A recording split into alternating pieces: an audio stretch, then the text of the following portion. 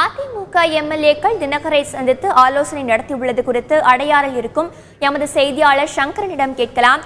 சங்கரன், தன்னை சந்திக்க வந்த எம்எல்ஏக்களிடம் தினகரன் என்ன தகவல் சொல்லியிருக்கிறார் இதுவரைக்கும்? அதாவது நேற்றும் இன்றுமாக டிடிவி தினகரனை 25 உறுப்பினர்கள் நேரில் சந்தித்து ஆதரவு தெரிவித்திருப்பதாக தகவல்கள் வெளியாகியிருக்கிறது. இதை முன்னாள் அமைச்சரும் பாப்பிரெட்டிப்பட்டி தொகுதி உறுப்பினருமான பழனியப்பனும் உறுதிப்படுத்தியிருக்கிறார். இன்று மாலைக்குள் இன்னும் நிறைய உறுப்பினர்கள் வரலாம் என எதிர்பார்க்கப்படுகிறது. இந்த சூழலில் தொடர்ந்து கட்சியினுடைய முன்னணி நிர்வாகிகள் சட்டப்பேரவை உறுப்பினர்கள் சந்தித்தபடி இருக்கிறார்கள். அவர்களிடம் பல்வேறு கருத்துக்களை டிடிவி தினகரன் விவாதிப்பதாக தகவல்கள் வெளியாகியிருக்கிறது. எந்த சூழலிலும் அதிமுக ஆட்சி கவிழக்கூடாது, எந்த விதமான ஒரு ஆபத்தும் ஏற்பட்டுவிடக்கூடாது, மீதம் இருக்கக்கூடிய 4 ஆண்டுகளும் முழுமையாக அதிமுக ஆட்சி நிறைவு செய்ய வேண்டும், அதற்கு தேவையானபடி நடவடிக்கை எடுக்க வேண்டும், அந்த ஆட்சிக்கு எந்த விதமான பங்கமும் ஏற்பட்டு விடாதபடி கட்சி உறுப்பினர்கள் செயல்பட வேண்டும் என்பதில் டிடிவி தினகரன் உறுதியாக இருக்கிறார்.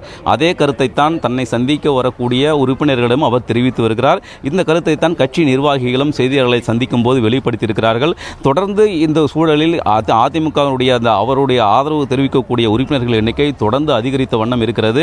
இன்று மாலை டிடிவி தினகரன் செய்தியாளர்களை சந்திக்கலாம் என்று எதிர்பார்க்கப்படுகிறது. ஏனெனில் வெற்றிவேல், அதாவது பெரம்பூர் தொகுதி சட்டப்பேரவை உறுப்பினரான வெற்றிவேல் செய்தியாளர்களை சந்தித்த போது மிக விரைவில் செய்தியாளர்களை சந்தித்து முழுமையாக என்ன அடுத்த கட்ட நடவடிக்கை என்ன என்பது குறித்தெல்லாம் விளக்க இருப்பதாக அவர் தெரிவித்தார். எனவே இன்று மாலைக்குள் ஒரு 6 மணிக்குள்ளாக டிடிவி தினகரன் செய்தியாளர்களை சந்தித்து தன்னுடைய நிலைப்பாட்டை, அதாவது எடப்பாடி பழனிசாமி அணியில் இருக்கக்கூடியவரும் நிதி அமைச்சருமான ஜெயக்குமார் நேற்று பல்வேறு கருத்துக்களை, காட்டமான கருத்துக்களை எல்லாம் அவர் தெரிவித்தார். யாருடைய தயவிலும் நாங்கள் இருக்கவில்லை, ஏற்கனவே டிடிவி தினகரனை ஒதுக்கி வைத்து முடிவு எடுத்தோம், அது முடிவில் நாங்கள் உறுதியாக இருக்கிறோம், இதில் எந்தவிதமான மாற்று கருத்தும் கிடையாது என்ற ஒரு அறிவிப்பை நேற்று நிதியமைச்சர் ஜெயக்குமார் வெளியிட்டார். இதற்கு ஒரு பதிலடியாகத்தான் இன்று தினகரனுக்கு ஆதரவு தரக்கூடிய எம்எல்ஏக்கள் எண்ணிக்கையெல்லாம் பார்க்கப்படுகிறது. எனவே அடுத்த கட்ட நகர்வுகள் என்ன, எப்படி நடக்கும் என்பது குறித்தெல்லாம் மிகுந்த பரபரப்பாக காணப்படுகிறது. அடையாறு நாம் பார்க்கக்கூடிய டிடிவி தினகரன் இல்லத்திற்கு தொடர்ந்து கட்சி பிரமுகர்கள் வந்த வண்ணம் இருப்பதால் இங்கு மிக ஒரு பரபரப்பான சூழல் காணப்படுகிறது.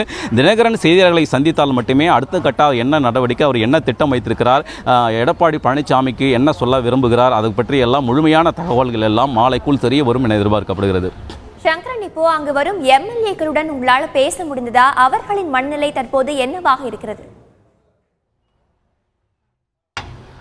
இல்லை, அதாவது குறிப்பாக பார்த்தீங்கன்னா ஒரு வெற்றிவேல் பேசியிருக்கிறாரு, அதே போல் பழனியப்பனும் சில வார்த்தைகளை பேசியிருக்கிறாரு, அதே போல் சில கலைராஜன், அப்படி ஒரு சில எம்எல்ஏக்கள் எல்லாம் தகவல்களை எல்லாம் செய்தியாளர்களிடம் பேசியிருக்கிறார்கள். அவர்கள் ஒரு கருத்தை மட்டும் சொல்லியிருக்கிறார்கள்.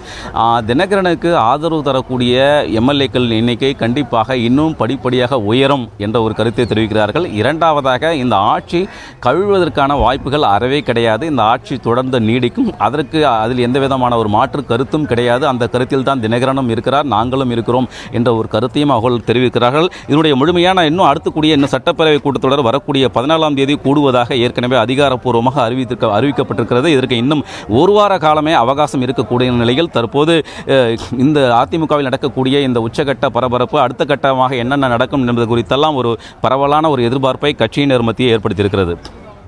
தகவல்களை பதிவு செய்தமைக்கு நன்றி சங்கரன்.